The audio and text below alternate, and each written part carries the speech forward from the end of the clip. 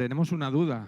Muchas vamos a tener también ahora a lo largo de este mensaje tan bonito que he tenido el privilegio de escuchar, que luego serán resueltas. Los adolescentes me preguntan por aquí, ¿se quedan o se van? ¿Alguien me lo sabe confirmar por aquí? ¿No están? Bueno, pues que se queden de momento y ahora os digo. Serie de Primera de Juan. Juan tiene dos historias históricas de los historiadores cristianos, dos anécdotas, podríamos decir, muy curiosas y que en cierta forma reflejan el tono de la carta de Juan. Por un lado, Juan fue el único apóstol que no fue martirizado, no fue asesinado. Entonces llegó a una edad anciana y cuando ya no podía predicar, ya no podía dar sus mensajes de una forma más activa, siempre le daban paso en sus iglesias. Él era como el supervisor, el apóstol de las iglesias en Asia Menor, en lo que hoy es Turquía. Si vemos el Apocalipsis, está hecho por Juan y le escribe a varias iglesias, y él supervisaba a los diferentes pastores, ancianos o supervisores, obispos, supervisor significa, de estas diferentes iglesias. Normalmente eran iglesias en casas grandes, donde una persona a lo mejor que tenía más capacidad económica tenía un salón más grande y se reunían y él las iba supervisando. Y cuando venía una de estas iglesias, lo que hacían era darle paso a Juan y ya en su anciana edad, sin poder dar un gran sermón, se levantaba y decía estas palabras. Bueno, no sé si se levantaba o estaba sentado, pero decía estas palabras: hermanos, amaos unos a otros. Y se sentaba, o se quedaba quieto. Siguiente domingo, le daban paso al apóstol. Hermanos, amaos unos a otros. Siguiente domingo. ¿Creéis que es un mensaje que necesita ser repetido constantemente? ¿Verdad que sí? Que es algo que necesitamos recordar, que es algo que necesitamos escuchar día a día. Pero esta no es la única anécdota de Juan. Corred, corred, salvaos, iros, salid, porque se va a caer el cielo. Aquí dentro está Centrino, el pecador y hereje. Este era Juan en una terma romana, en un baño romano. Cuando entra, ve a uno de los que estaba dividiendo la iglesia, a uno de los que estaba enseñando falsa doctrina, que estaba pervirtiendo lo que el Señor había enseñado. Y se lo encuentra Juan allí y en modo de irónico, de chiste, dice que el techo se les va a caer encima con este hombre aquí dentro, ¿no? Por un lado, Juan les recuerda del amor, pero por otro lado, Juan no se aguantaba diciendo la verdad, tenía que decir la verdad, no aguantaba a aquellos que estaban pervirtiendo lo que el Señor Jesucristo había dicho. Y ese es el tono de la carta de Juan. Por un lado le dice a aquellos hijitos míos, mis pequeños niños, hijitos. Pero por otro lado, a estos que están pervirtiendo el Evangelio, lo recibido, le llama anticristo. Por un lado les recuerda el amor, pero por otro lado es un amor en verdad. Y eso es lo que encontramos en la carta. Tremendo amor, tremendo recuerdo del amor que tenemos que dar unos a otros, pero también que la doctrina, que la verdad, que el evangelio que se nos ha predicado tiene que ser fiel y tiene que estar dentro de los parámetros que nos enseña toda la Biblia. Si cogemos solo un trocito de la Biblia, pues nos podemos hacer unitarios, o si cogemos un solo versículo de la Biblia nos podemos hacer judaizantes. Si cogemos solo un trocito de la Biblia podemos decir que Dios es amor y que no tiene justicia, o que es todo justicia y no tiene... Tenemos que coger todo el consejo de Dios que ha sido inspirado para tener una visión correcta del Señor. Y entre nosotros decirnos la verdad en amor, amarnos con la verdad, querernos y decirnos la verdad. ¿Habéis visto estos programas de televisión? Ya no tanto, pero era casi como que venían a cantar y casi tenías que adivinar si cantaba bien o cantaba mal, ¿verdad? Te venía uno que parecía muy puesto y de repente empezaba a cantar y aquello era horroroso, ¿no? Y era un poco para reírte, ¿no? De estos momentos. Al principio de los programas casi siempre era eso y después ya ponían los buenos, ¿no? Al final de los programas. ¿Habéis visto esto, no? Sí, la juventud, ¿habéis visto alguno de estos? algunos de estos habéis visto. Y le preguntaban al que cantaba mal, ¿cómo que te has animado a venir? Y le decía, es que mis amigos me dicen que canto muy bien. O sea, sus amigos no tenían el coraje de decirle, oye, cantas fatal, no hay quien te oiga, sino, muy bien, fantástico, bien, bien. En cierta forma, a los que más queremos, no nos aguantamos de decirle la verdad. Puedes tener un amigo, hasta un mejor amigo, y aguantártelo. Y no decirle nada se va después y ya está. Pero a los que están en casa, a que no nos aguantamos. Por lo menos la que nosotros creemos que es la verdad. A lo mejor no es verdad. Pero lo que yo creo que es verdad se lo tengo que soltar porque lo quiero demasiado. Y Juan es lo que está haciendo con su iglesia. Los quería demasiado para dejarlos dividirse, para dejarlos pervertir el mensaje, para dejar desarrollar ideas teológicas que los llevaban a la perdición. Porque creer lo que Dios nos manda es muy, muy importante. Tener unas creencias específicas son fundamentales. Si tú crees que cualquier cosa sirve para llegar al cielo, te puedes encontrar una sorpresa. Y es que tú estás decidiendo cómo vas a llegar. Eres tú el que decide, no estás teniendo en cuenta lo que Dios dice.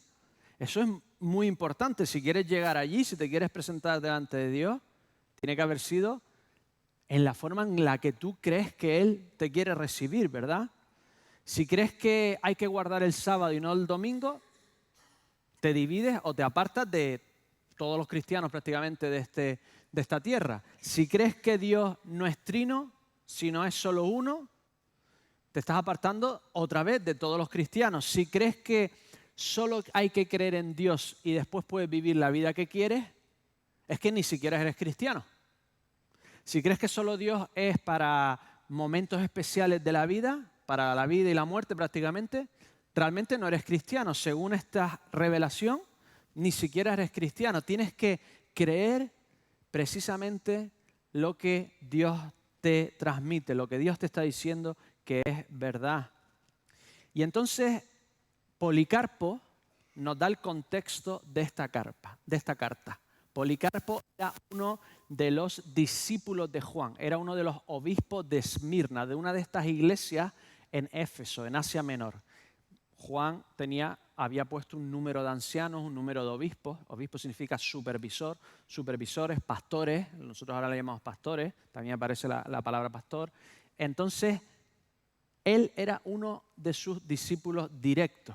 Esto nos lo dicen 3 padres de la iglesia, así que parece que es el contexto histórico de esta carta. Y lo que nos dice Policarpo es que Juan escribió estas cartas para responder precisamente a Cerinto y a otras personas que estaban dividiendo la iglesia y enseñando lo que no era correcto.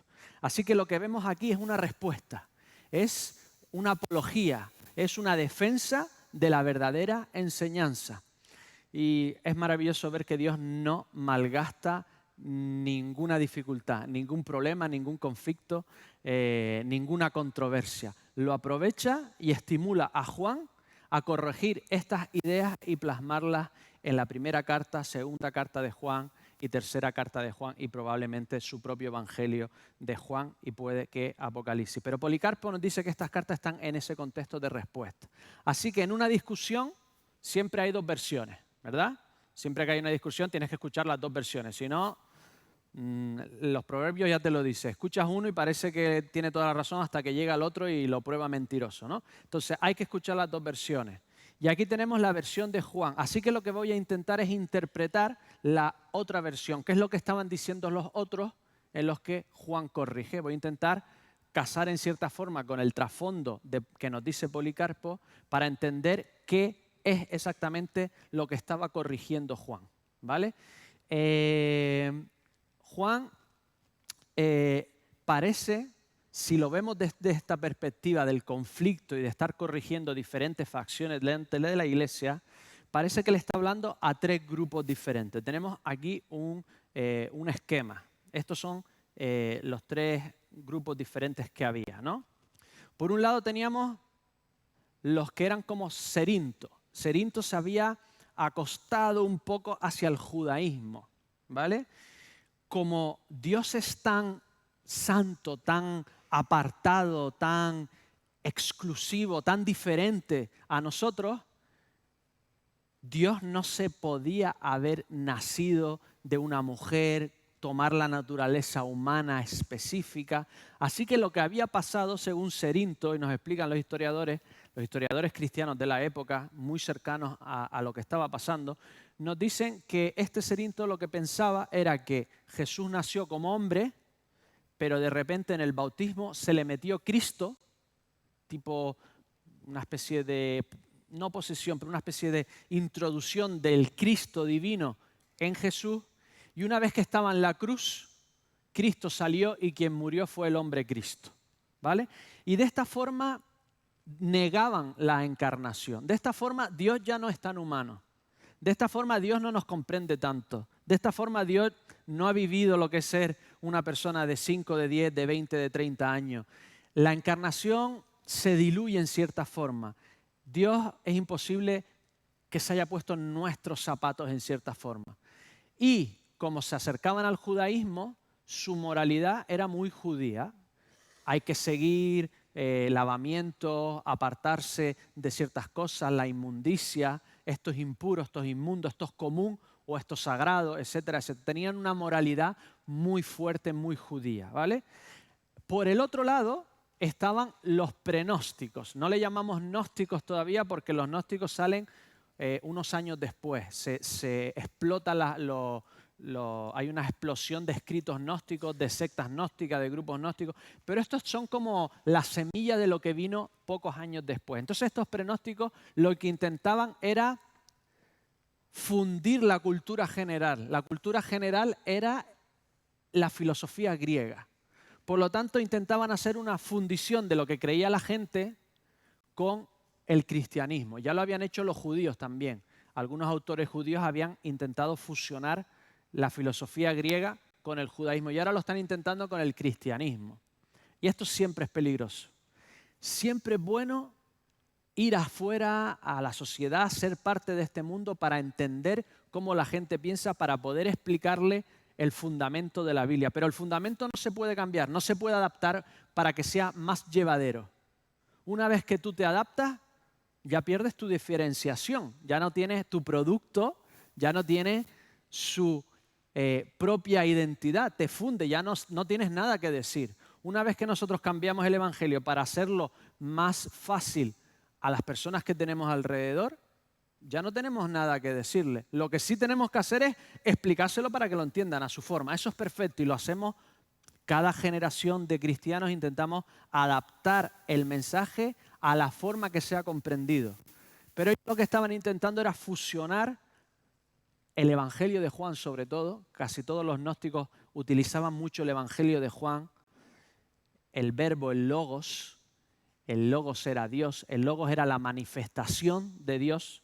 Dios está ahí, perfecto, y se manifiesta en el mundo, y ellos habían recibido el logos, y ellos habían sido iluminados por el Dios de luz, los había iluminado y le había dado un conocimiento especial.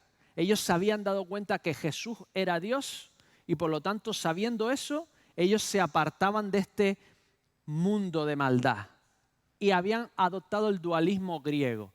Lo espiritual es bueno, lo carnal es malo. Lo espiritual, lo no físico es bueno, lo físico es malo, va a morir, etcétera, etcétera. Entonces, ellos creían que Jesús solo era Dios. Él vino a la tierra, pero parecía humano, pero no era humano. Si tú lo tocabas, creías que estabas tocando carne, pero no era carne, porque la carne es malo, Dios no se puede hacer algo malo. Entonces, ese Cristo no era el Cristo encarnado. Era un holograma. Era una forma visual, un engaño, un trampantojo, ¿vale? Parecía, pero no lo era. Y entonces no era el Cristo que nos predicaba Juan, no era el Cristo que nos predicaban los apóstoles. Estaban quitando en cierta forma la encarnación porque les dolía que Dios hiciese algo tan malo como el hombre. Y por lo tanto, si a mí lo que me salva es recibir el logos, el conocimiento, la iluminación de que Jesucristo es Dios, que murió por mí, ¿Veis que creen en muchas cosas parecidas, pero no exactamente igual? Murió por mí, entonces ya me dio el conocimiento especial de unión directa con Dios. Yo puedo hacer lo que me da la gana con mi carne porque esto va a la tierra. Que los romanos hacen una orgía para celebrar la fertilidad de Diana. Yo puedo ir porque como la carne se va a quedar, la carne es mala y se va a quemar al final o se va a enterrar, yo puedo hacer lo que quiera porque ya estoy salvo, ya tengo un conocimiento de Dios y se acabó. Eso era el logo. Entonces su moralidad en comparación con los judaizantes, vamos a llamarle, era terrible.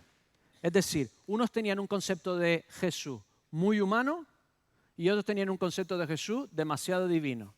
Unos eran demasiado legalistas con el espíritu y otros eran demasiado legalistas con la moralidad, con el comportamiento, y otros eran demasiado laxos con el comportamiento. Y en medio, ¿viste aquel cuadro?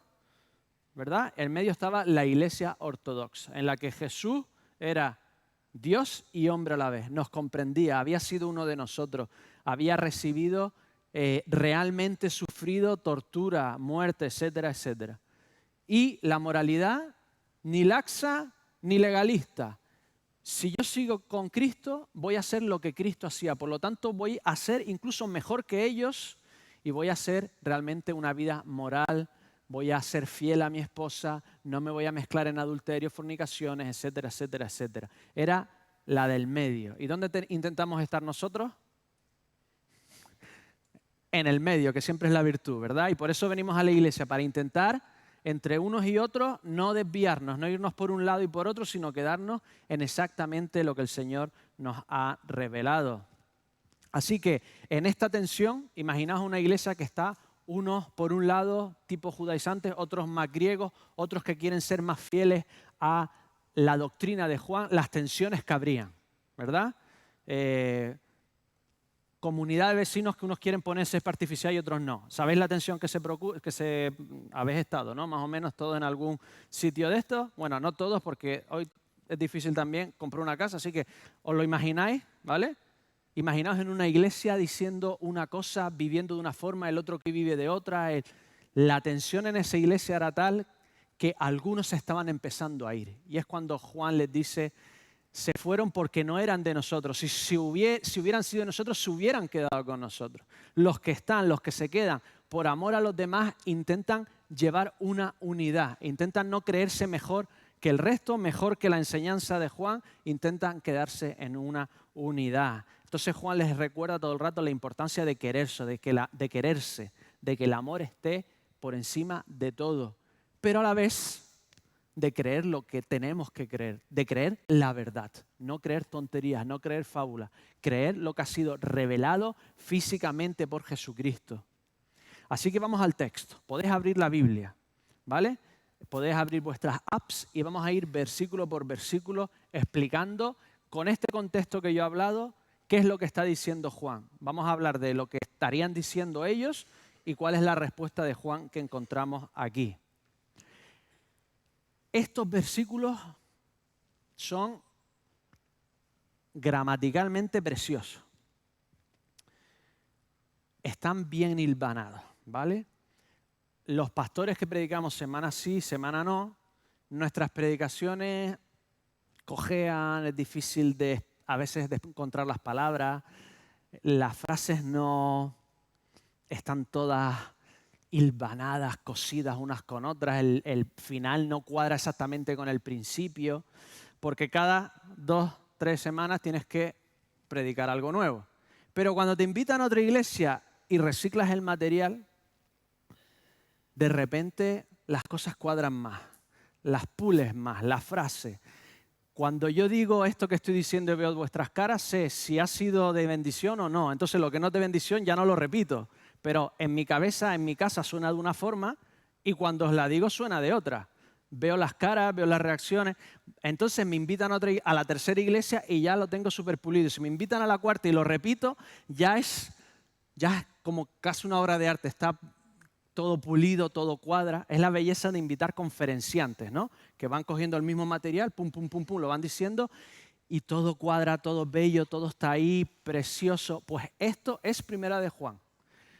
No es esta predicación que ha hecho por primera vez. Esto se nota que Juan lo estaba diciendo constantemente, lo estaba repitiendo. Las frases pegan, los conceptos se repiten. Tiene una belleza estructural muy bonita. Así que voy a intentar de alguna forma, desde mi capacidad, explicaros un poco cómo en el idioma original todo cuadraba y todo servía para que en pocas palabras darle caña a todo. A los judaizantes y a los gnósticos. Pablo aquí va dando torta a diestro y siniestro y va poniendo las cosas en su sitio con todo, en poquitas frases, en poquitas palabras, en poquitos verbos. Así que vamos hacia ello.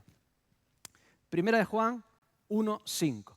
Este es el mensaje que hemos oído de él y os anunciamos. Una frase. Juan ni siquiera dice, yo, Juan, apóstol de Jesucristo, os digo. Aquí Juan es tan humilde que ni siquiera se nombra. En las cartas solo aparece como el anciano. Es tan importante que ni siquiera necesitaba recordarle. Su humildad no le deja dar sus títulos en esta ocasión. Sabemos que es Juan porque cuando leemos el Evangelio de Juan, la forma de escribir es claramente igual que la de primera, segunda y tercera de Juan. Hay una fluidez, hay un mismo vocabulario, etcétera, etcétera. Pero aquí Juan no necesita. Y dice, este es el mensaje que hemos oído de él. ¿Quién es él? Jesús. ¿Lo dice en singular o en plural? Plural. Por lo tanto, está metiéndose a él con todos los apóstoles que habían visto y oído directamente a Jesús. ¿Los de su iglesia habían visto y oído probablemente a Jesús directamente? No. Seguramente no. Alguno puede que sí, seguramente no. Les está diciendo, mira, yo estuve, yo lo oí. Yo te digo cómo es, chitón. Rápido. Este es el testimonio visual y ocular de lo que Jesucristo dijo e hizo. Y es lo mismo que tenemos que hacer nosotros. Ir al testimonio original. Tenemos testimonios diferentes de personas que estuvieron con Jesús, que vieron, vivieron, escucharon, saborearon lo que Jesús dijo. Y esto es lo que nos encontramos aquí en el Nuevo Testamento. No es alguien que escribió algo inventándose son testimonios oculares, reflexiones teológicas de lo que escucharon de Jesús y vivieron de Jesús. Así que escuchadme. Esto es lo que oímos del principio. Esto es lo que tenéis que hacer. Habéis creído por lo que yo digo y de repente os inventáis otra cosa. Es como el que se sube una escalera 2 metros y le gusta estar ahí en lo alto y de repente decide darle una patada a la escalera porque se cree que se puede quedar ahí. ¿Tú crees por lo que yo te cuento y ahora tú te inventas otra cosa? No. Esto es desde el principio. Escuchadme. Esto es así. Dios es luz. En una discusión, ¿verdad?, que para intentar llegar a un acuerdo empiezas por una parte común de los dos. Pues todos estaban de acuerdo que Dios era luz. Ahí estaban de acuerdo todos. Ya todos están prestando atención. Dios es luz. Perfecto.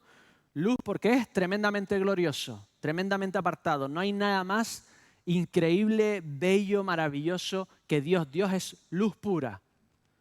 Es luz en perfección. No hay ninguna parte imperfecta de Dios. Dios es luz porque en Él no hay tinieblas. Los dioses griegos y romanos, unos eran buenos, otros eran malos, otros eran buenos, pero de repente hacían algo malo, pero se redimían y se peleaban, pero después hacían algo. La filosofía oriental era lo bueno y lo malo todo es de Dios. Todavía sigue así, ¿no? Ya existía en la época de Jesús. Al final todo es Dios, así que si te viene algo malo, acéptalo porque todo es parte del todo. No. Dios es luz, no tiene relación con las tinieblas. Él es totalmente perfecto. Todo lo malo, toda la maldad, toda la imperfección, todo lo que hace daño, etcétera, todo eso no viene de Dios. Dios es luz. Aquí estamos todos de acuerdo. Así que si Dios es luz, hay 3 sí. Entonces encontramos del versículo 5 al final del capítulo, hasta el 2, versículo 2, hay 3 sí. Si esto, lo otro. Señores, ¿queréis filosofía griega? Pues voy a hablaros con lógica. Si esto, la consecuencia es lo otro. Si esto es verdad, pues tiene una consecuencia que tiene que ser verdad. Si A es verdad, B, que viene de A, tiene que ser verdad también. Lógica. ¿Queréis filosofía? Vamos con filosofía. Si decimos que tenemos, versículo 6, comunión con Él y andamos en tinieblas, mentimos y no practicamos la verdad. Si decimos que tenemos comunión con Dios, con quien es luz, totalmente perfecto, totalmente moralmente impoluto, no podemos tener comunión con la maldad. O sea, si decimos que lo hemos recibido, que hemos sido iluminados por Dios, la luz revela la maldad. No me puedo vivir habitualmente en la maldad. Si decimos que tenemos comunión, ¿cómo es comunión en griego? Aquí a los más comunión, cuando decimos que vamos a ir a comer, algunos lo dicen en griego. Vamos a tener koinonía, ¿verdad? Los cristianos somos unos frikis. Koinonía. Te viene alguien aquí nuevo y le dice, vamos a tener koinonía, y te dice, a mí no me toques, por si acaso. Yo, eso de koinonía, ¿vale? Koinonía, comunión. ¿Qué es comunión? Comunión, compañerismo, asociación, unidad. Si tenemos este compañerismo, asociación, unidad con la luz, dice literalmente, y andamos en tinieblas, o lo podemos traducir, y seguimos andando en tinieblas, mentimos y no practicamos la verdad. Lo que está diciendo aquí Juan es esto. Si seguimos, si hemos conocido a Dios que es luz y seguimos viviendo igual que antes, no hemos recibido nada. No hemos tenido comunión y unión con esa luz. Es un poquito como el hiperprotestantismo, ¿vale? Venimos de una tradición en la que no solo hay que creer, sino que hay que hacer para demostrar que hemos creído. Tenemos que hacer las dos cosas. A hiperprotestantismo, en cierta forma, que es solo tenemos que tener fe, nada más. Con una oración en un campamento, vale, da igual lo que hagas después, que si tú hiciste la oración, son dos extremos, ¿vale? Y lo que nos está diciendo aquí Juan es otra cosa. Si tú antes vivías de una forma incorrecta, recibes la verdad, crees en Jesús y no cambias, esa verdad no ha comunicado contigo, no se ha asociado contigo, no se ha unido a ti. Tú la sabes y ya está. Yo enseñaba a los niños a ser mortales, enseñé a un montón de niños a ser mortales. Les sabía cómo explicar un mortal. Tienes que ponerte recto, las piernas separadas, semiflexionadas, las manos delante, que estén delante, no las pones aquí para que lleguen primero que la cabeza al suelo. La cabeza tiene que estar recta, si está torcida te sale torcido el mortal. Tienes que buscar las manos, doblar la espalda, si no doblas la espalda la dejas recta. Yo nunca hice un mortal. ¿Te puedo enseñar un mortal? Sí.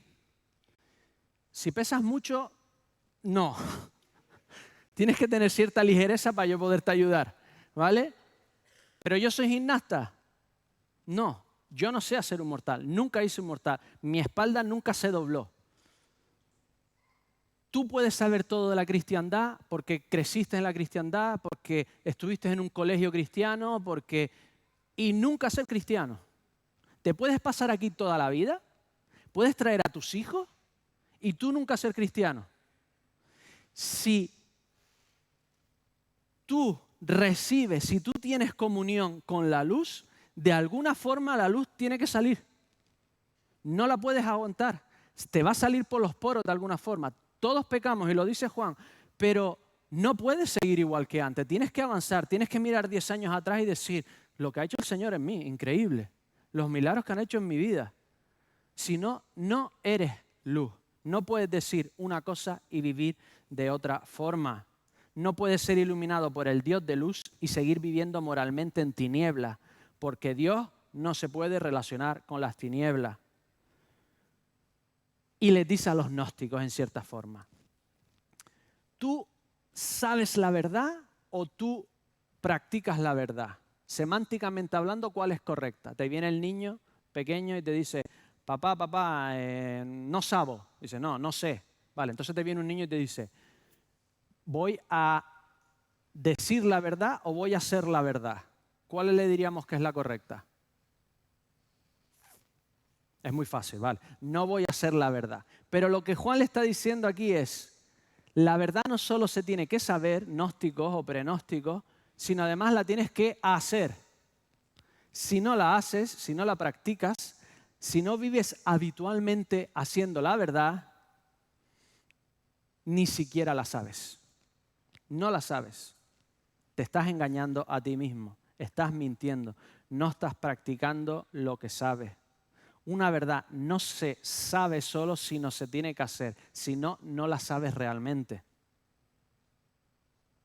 Pero si andamos en luz, versículo 7, como Él está en la luz, tenemos comunión o coinonía unos con otros y la sangre de Jesucristo nos limpia de todo pecado. Todos queremos saber si realmente el Señor nos ha tocado y está en nosotros, ¿verdad? Muchas veces nos entra en crisis y decimos, ¿de verdad acepté yo al Señor Jesús? ¿De verdad? Pues mira, aquí tienes un test, ¿vale?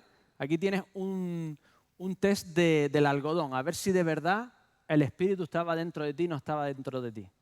Si quieres tener coinonía con Dios, tienes que tener coinonía con los hermanos. Si no, la sangre de Jesucristo no te limpia de tus pecados. Esto es radical.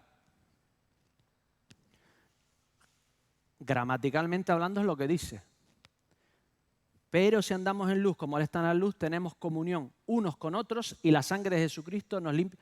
Y la sangre de Jesucristo, o sea, si no tenemos comunión, la sangre de Jesucristo no nos limpia de todos nuestros pecados. Prueba del algodón. Si yo no tengo deseo de tener coinonía con mis hermanos, tú no tienes coinonía con Dios. Porque te obliga, te hace estar, si estás en una familia y quieres estar con tu padre pero no con tu hermano, no eres parte de la familia realmente. Algo ha pasado ahí. Piénsate, ¿tienes ese deseo, esas ganas de tener comunión, unión, de tener asociación con los hijos de Dios o no? Si siempre te estás apartando, si lo prefieres tener a cuentagotas, si no tienes esa, piénsatelo bien, háztelo mirar, como se dice. Si tienes coinonía con Dios, tienes que tener un deseo, una intención, una tendencia. A veces nos peleamos, nos enfadamos, hay periodos que no lo podemos soportar, necesitamos en cierta forma una separación terapéutica o algo así. Pero al final, mi deseo me tiene que arrastrar. Si no, esa coinonía con Dios no existe. La luz no ha quitado tus tinieblas. Aquí dice literalmente, si no hay coinonía, no hay salvación.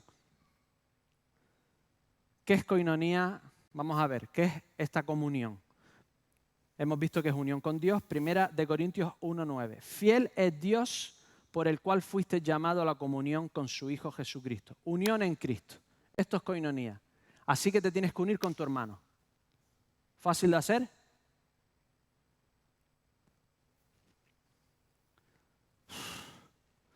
Tú piensas que te está diciendo, es la misma palabra.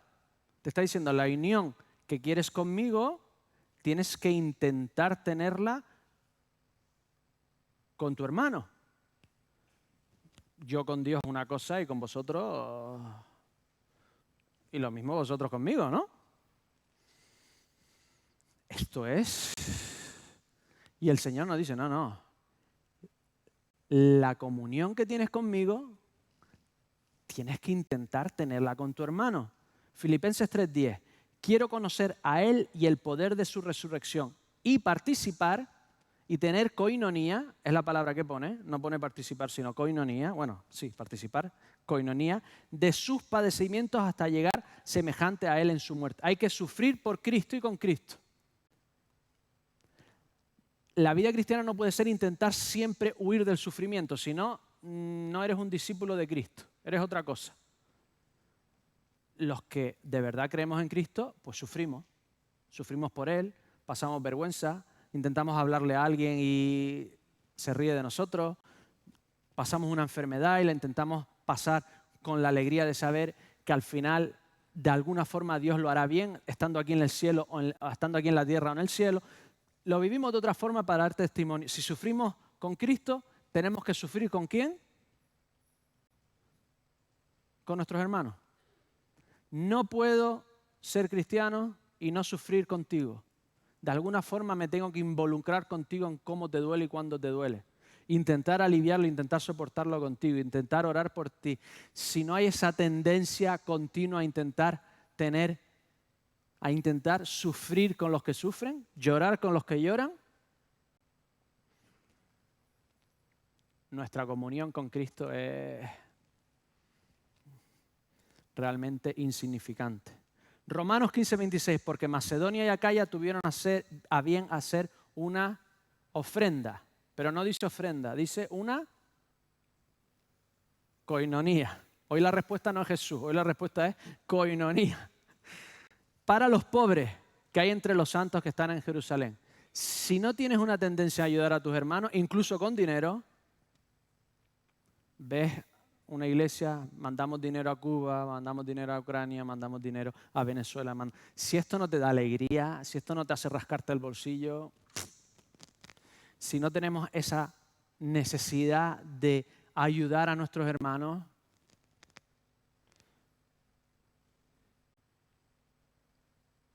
y el último versículo de Koinonía nos habla del compañerismo de enviar a Pablo en misiones. Tenemos que tener ese corazón de evangelizar el mundo porque Cristo murió por todo. Tenemos que tener esa tendencia de querer que el evangelio llegue a todos lados y que Dios saque muchos hermanos de la tierra. Esto lo vemos en Gálatas 2:9.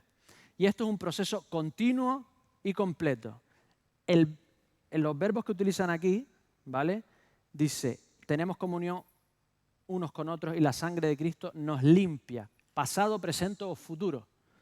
Nos limpia presente, nos limpia hoy y mañana nos limpia mañana y pasado nos limpia pasado. Cristo nos salvó, nos limpió totalmente, nos limpiará del todo y nos limpia hoy, mañana y pasado. Es un proceso continuo y constante. Porque si solo lo hizo en el pasado y no me tiene que limpiar hoy, tendría yo que pedirle a Dios perdón por lo que hago hoy. Ya me lo limpió, ya no pido perdón. Ya no necesito pedir perdón porque ya me... No, esto es un proceso continuo y constante. Tengo que estar constantemente pidiéndole a Dios, perdóname Señor, límpiame, perdóname Señor, límpiame, perdóname Señor, límpiame. Y es que si no tengo esta actitud, cuando tú me vienes y me dices que has hecho algo o que yo te perdone por algo, si ya yo no pido perdón, ¿qué actitud tendría contigo cuando me pides perdón? Es difícil perdonar a alguien que no se siente perdonado uno mismo. Es más fácil cuando yo constantemente me siento perdonado por Cristo, tengo que pedirle perdón constante para que otro me venga y me diga, oye, perdona, te perdono, yo necesito perdón yo mismo.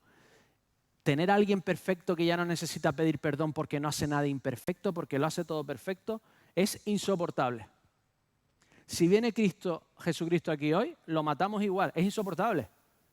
Vivir con alguien perfecto, insoportable. A algunos os cuesta decir perdón, ¿verdad? O decir que os habéis equivocado. A algunos nos cuesta. Es insoportable vivir con nosotros.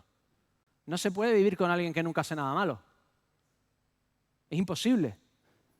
Tenemos que saborear, pedir perdón constantemente, porque es algo que hace Cristo todo el rato. Hebreos 7, 24-25. Pero por cuanto permanece para siempre, tiene un sacerdocio inmutable. Por eso puede también salvar perpetuamente a los que por él se acercan a Dios, viviendo siempre para interceder por ellos. Ese perdón lo tenemos que saborear constantemente. Nos hará personas más llevaderas, más perdonadoras, más amantes, más conscientes de que somos pecadores igual que el resto y que cuando alguien hace malo no lo juzguemos porque nosotros sabemos que podríamos hacerlo igual o peor. Una actitud totalmente diferente, una comunidad totalmente diferente, una forma de entrar por aquí cuando has hecho algo malo totalmente diferente porque sabes que los demás no te están juzgando, sino que los demás saben que son tan pecadores como tú o peor y te puedes sentar y te puedes darle un abrazo al que tienes al lado porque somos todos pecadores siendo limpiados constantemente por la sangre de Cristo. Gloria a Dios, ¿no? Y esta es la comunidad que quiere Juan para su iglesia, una comunidad que se siente constantemente perdonada y que constantemente se está perdonando una a la otra. Así que en el primer sí, si has sido iluminado, no eres una élite que se separe de su iglesia, como los gnósticos o como los que tenían tendencia a acercarse a los judíos, sino que tienes que correr a unirte con tu iglesia, o si no, no has sido limpiado por la sangre de Cristo. Segundo sí. Si decimos, versículo 8, que no tenemos pecado, nos engañamos a nosotros mismos y la verdad no está en nosotros. ¿Cómo podían decir los gnósticos que no habían pecado? ¿Eran tontos ciegos o qué? El que dice que no ha pecado o que es perfecto, sabemos que está diciendo una tontería. El único que se engaña es el que lo dice. El resto sabemos que todos pecamos. ¿Cómo podían estar diciendo gnósticos algo tan estúpido? Porque lo que estaban haciendo era redefiniendo los términos. Estaban redefiniendo lo que era pecar. Ellos decían, si todo se separa entre lo espiritual y lo físico, yo delante de Dios no peco, soy perfecto. Aquí en la tierra puedo hacer lo que me da la gana, pero no estoy pecando porque la carne no sirve para nada. Entonces estaban redefiniendo lo que es pecar. Y Juan les está diciendo, no redefinas. Tú tienes que actuar en la tierra igual que lo que estás recibiendo del cielo. ¿Y qué es lo que hace la sociedad? Redefinir el pecado. La sociedad, tú vas afuera y tú le preguntas a alguien, ¿eres pecador? ¿Has pecado hoy? ¿Y qué te diría? Yo soy bueno, la culpa es del gobierno, de la política, de mi pasado, de mis padres y de mi jefe. Yo no he matado a nadie. ¿No? Han redefinido lo que es ser pecador. Van redefiniendo, por lo tanto, no tienen necesidad de buscar a alguien que les perdone. No tienen necesidad ninguna de ir a Dios porque ellos no tienen pecado ninguno. Están redefiniendo todo. Imaginaos, estaba leyendo esto. Emil Ratelband, tenemos una fotografía de Emil Ratelband. Tiene 68 años, pero ha ido a juicio contra el gobierno porque quiere que un juez de Holanda le quite 20 años de encima.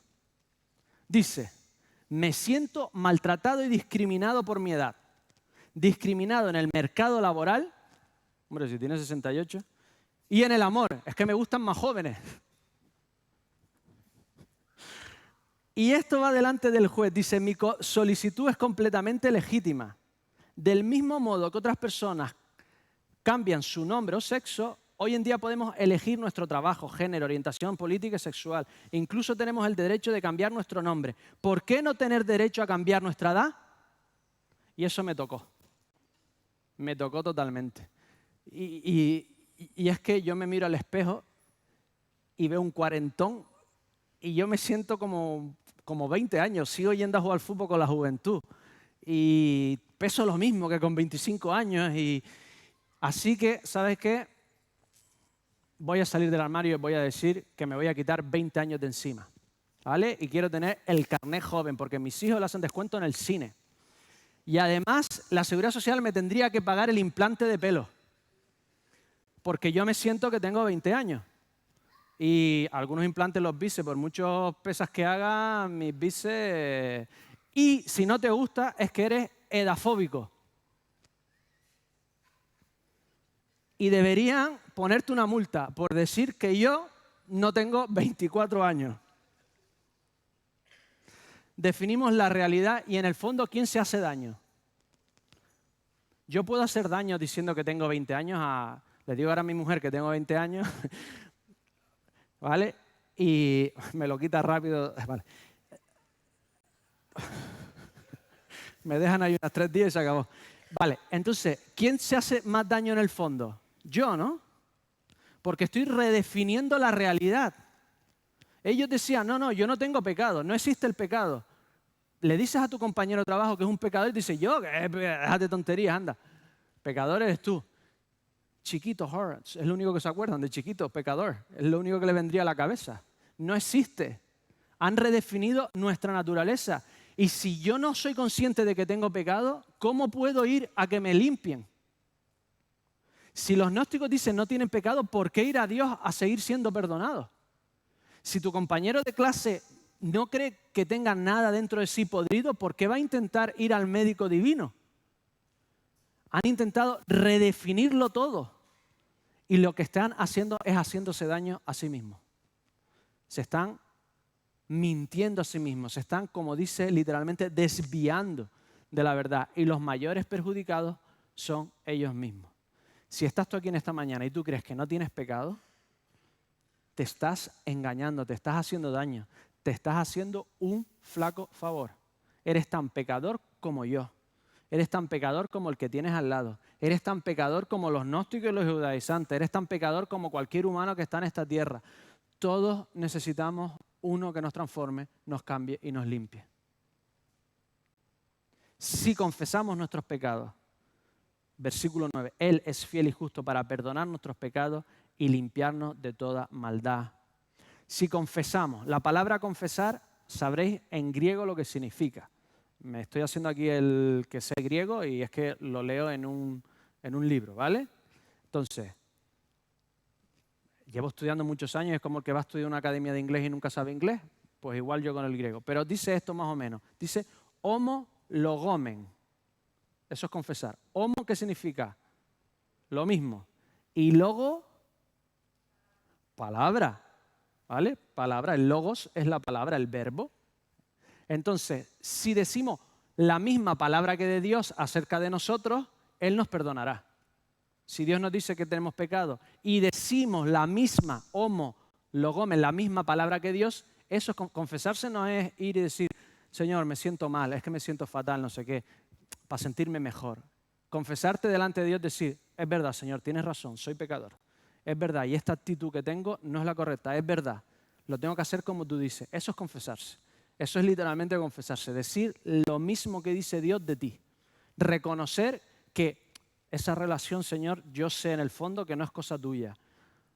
Lo confieso, digo lo mismo que tú. Eso no está bien, lo voy a hacer de otra forma. Señor, no soy generoso, soy un rácano. Todo lo que genero me lo como. Necesito, Señor, ser más generoso y saber que todo lo que yo me trabajo en realidad es algo que tú me has permitido hacer. Me has dado la salud, la capacidad, la inteligencia para poder darle a los demás. Es decir lo mismo que Dios. No decir, no, yo redefino lo que significa y lo que hago y mi relación. No, es decir lo mismo que Dios. Si no tienes nada por lo que ser perdonado, si no dices lo mismo que Dios está diciendo de tu vida, no vas a poder ir a Dios. Si no estás de acuerdo con Él, ¿para qué le vas a pedir perdón? ¿Para qué le vas a pedir que te cambie? Él es fiel y justo para perdonar nuestros pecados y limpiarnos de toda, no dice maldad en realidad, dice injusticia. ¿Os acordáis que os dije que lo hilvana todo? Pues dice, Él es fiel y justo para perdonar vuestra injusticia. Es lo que dice. Justo, injusticia. Si yo no soy inmune a algo, no te puedo hacer una transfusión de anticuerpos. Si Jesús no hubiese sido justo y hubiese vivido una vida perfecta, no podría hacer esa limpieza en nuestras vidas. Necesitamos al justo, al que lo hizo bien, al que consiguió vivir una vida perfecta, al que consiguió pensar, hacer y decir todo lo que tenía que hacer, pensar y decir para que Él nos sustituya a nosotros y nos limpie y nos cambie y nos dé esa forma de vivir que necesitábamos. Si decimos que no tenemos pecado, versículo 10, lo hacemos a Él mentiroso y su palabra no está en nosotros. Los prenósticos decían, hemos sido iluminados, hemos recibido el Logos. Y dice Juan, si decimos que no hemos pecado, que somos perfectos allí y no decimos que aquí también lo tenemos que ser, lo hacemos a Él mentiroso. O sea, hemos recibido la verdad de un mentiroso. Y su Logos, su palabra, su Logos, no está en nosotros, que era lo que decían ellos todo el rato, que ellos habían recibido el Logos y entendido el Logos. Dice, no, su Logos no está en ti si dices que no has pecado. Decir que no has pecado es pecado. Conclusión de este segundo sí. Acepta que la iluminación divina es que necesitamos desesperadamente que Dios nos ilumine, nos limpie y nos una a Él y a su iglesia. Amén. Tercer logo, versículo 1, ¿vale? 1 y 2. Perdón, tercer logo, tercer sí. Son 3 sí. Tercer sí. Hijitos míos, esta cosa os he escrito para que no pequéis. Pero si alguno ha pecado, abogado tenemos para con el Padre a Jesucristo el justo. Él es la propiciación por nuestros pecados. Y no solamente por los nuestros, sino también por los de todo el mundo. Empecemos 3 aspectos de aquí. Hijitos míos. El cariño de Juan le está llamando niños pequeñitos míos. Es increíble. Les dice la verdad, pero con un cariño. Hijitos míos. Hijitos míos. Qué forma de decir la verdad. Necesitamos decir la verdad en amor. Si a alguien no te duele, no le digas lo que piensa. Déjaselo que se lo diga a alguien que le duele. Si no te duele decirlo, sino te sale no lo digas. Si no te duele tu hermano, no lo corrijas. A Juan le dolía tremendamente lo que estaba pasando y les dice, hijitos míos, estas cosas os escribo para que no pequéis. Os estoy dando bofetón por delante y por detrás, con mano y sin mano, pero es porque os amo. Y el Señor, cuando leemos su palabra, no nos dice pecadores porque nos quiera pisotear, nos lo dice para que nos demos cuenta de lo que necesitamos, de cómo necesitamos cambiar. Dice, pero si alguno ha pecado, abogado. Estoy muy griego hoy. Abogado aquí es parakletos. Para, con, kletos, llamar. El que Dios llama para estar contigo. Estás en un juicio y te viene alguien para que esté contigo, para que interceda por ti, para que te defienda. Ese es el parakletos, el consolador, el intercesor, el que habla, el que han llamado para que hable por ti. Dios llamó a su Hijo para ser nuestro intercesor, para ser nuestro abogado, para ser el que se pone entre nosotros y Dios y habla por nosotros a favor de nosotros.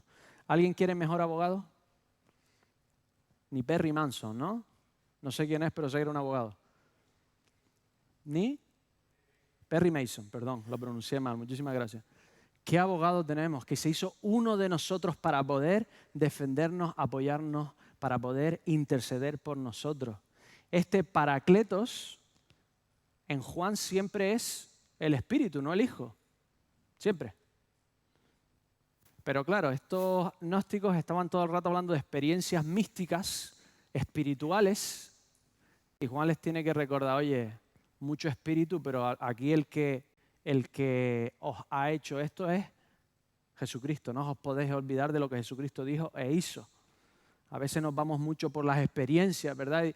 Y nuestro verdadero Parakletos, cuando Jesucristo envió al Parakletos, al Espíritu Santo, ¿qué dijo? Os enviaré otro. Yo soy el primero. El Espíritu ese es mío. Todo lo que yo hago es a través de su poder, pero Él lo hace para mí, por vosotros. Un abogado que intercede, un Parakleto que nos consuela. Un Dios que ha tomado la iniciativa de llamar a su Hijo para que nos defienda. Y nos defiende de una forma muy curiosa. Dice que Él es propiciación. ¿Saben lo que es propiciar? Propiciar en castellano es facilitar, favorecer. Pero si nos vamos a la raíz judía, propiciar en hebreo es aplacar la ira. Y esto no nos gusta. No nos gusta un Dios enfadado. ¿Por qué? Porque hemos venido de una tradición donde Dios era estaba muy enfadado con nuestro pecado y nos iba a mandar al infierno si no hacíamos lo que teníamos que hacer. Y entonces los protestantes hemos ido al otro lado, donde Dios es solo amor y nunca está enfadado y su justicia nunca se aplica y esto... No, perdón. Pero Dios está muy enfadado. Está enfadado con los que hacen guerra, enfadado con los que abusan, está muy enfadado con los que violan, muy enfadado con los que niegan la verdad, muy enfadado contigo y conmigo porque vivimos de espalda a Él y queremos nosotros ser los dioses de nuestra vida y no darle la gloria que le debemos a Él. Dios está enfadado. Dios está muy enfadado. Si no, ¿para qué rehacer este mundo? Si está tan contento con este mundo, ¿por qué lo quiere rehacer? Pero Dios tiene más amor que enfado y envía su Paracletos y encuentra una forma de no descargar la justicia sobre nosotros, sino que otros hagan justicia por nosotros, que es Jesucristo. Imaginaos, termino con este ejemplo. Tenéis un hijo que ha hecho algo, un crimen horroroso, ¿vale? Lo queréis mucho. ¿Estáis enfadados con él? O sea, que a veces pensamos de Dios cosas que ni siquiera nosotros pensamos de nosotros mismos. ¿Deberíamos estar enfadados con él o no? ¿O deberíamos darle palmitas? Estamos muy enfadados. Pero decidimos ir a la cárcel por él. Lo pagamos nosotros. O morir por él. Y además decidimos pagar el dinero que tenemos que pagar como indemnización. Y lo pago. Y me cuesta mi sangre. Y lo pago. Y lo hago. ¿Cómo se queda mi hijo? Siendo el mismo criminal que era, en cierta forma. En realidad lo estoy arruinando. Esta forma de ser padres helicóptero que protegemos, cubrimos y el niño nunca hace nada, siempre es la profesora. ¿Me entendés? Y nunca es él, es el compañero, él tiene buen corazón. ¿Qué estamos produciendo? Malcriado. Entonces, ¿Jesucristo qué está haciendo? Claro, pero Jesucristo hace algo más, muchísimo más. Jesucristo no solo paga nuestra muerte. La muerte es separarte de Dios. Tú sigues existiendo. La muerte es no poder convivir con Dios.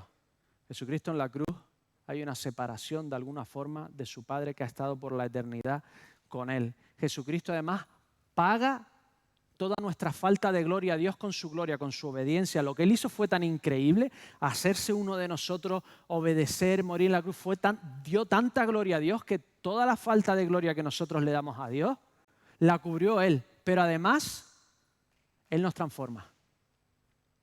Además, Él nos cambia. Además, Él nos ilumina. Además, Él nos limpia. Además, Él nos transforma. ¿Sería esto una buena sustitución? ¿He hecho algo bueno si además de pagar con cárcel y con dinero, soy capaz de transformar a mi hijo de su corazón y hacerlo de un criminal a una persona amante, correcta y tener una vida diferente? Eso sí, ¿verdad? Eso es lo que ha hecho Cristo con nosotros. Su propiciación es total. Él no solo paga, Él no solo da gloria de vida, Él nos transforma, nos hace como Él, nos va cambiando, nos va limpiando. Él hace la propiciación total de la ira de Dios. Y entonces Dios el Padre dice, venid a mí, estoy aquí, os amo. Aquellos que estáis cansados y cargados, yo he pagado vuestra culpa, yo he limpiado vuestro pecado, yo he hecho en vuestro corazón, voy a hacer algo constante día a día y os voy a hacer más como yo. Oremos.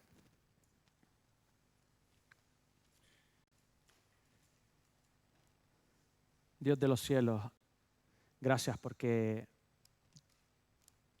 tú nos dices la verdad en amor. Y nos dices que somos tremendamente pecadores. Y a la vez nos dices que nos amas muchísimo y que tú lo vas a solucionar todo. Que no tenemos que hacer nada, que solo tenemos que venir a ti y reconocer lo que tú dices de nosotros. Señor, límpianos. Si en esta mañana alguien que está conectado, alguien que está escuchando, alguien que está en esta mañana presente, te pido que esté de acuerdo contigo, que necesita un cambio, que te necesita a ti, Señor. Hazlo en nuestros corazones. En el nombre del Señor Jesús. Amén. Señor os bendiga mucho.